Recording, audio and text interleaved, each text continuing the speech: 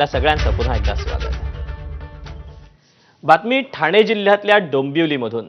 डोंबिवलीमध्ये प्रचारादरम्यान पैसे वाटप करतानाचा धक्कादायक प्रकार उघडकीस आला.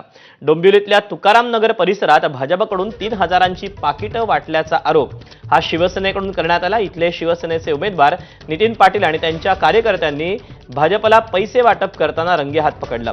या प्रकरणी चौकशीसाठी निवडणूक आयोगाचं पथक आणि पोलीस घटनास्थळी दाखल झाले.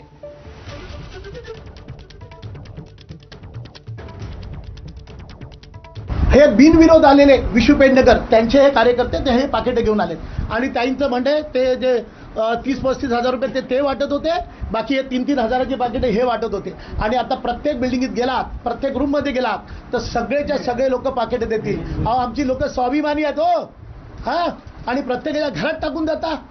लाज नाही वाटत? सरळ मार्गाने नितीन पाटलाला हरवू शकत नाही म्हणून असले धंदे कराल तुम्ही, हां?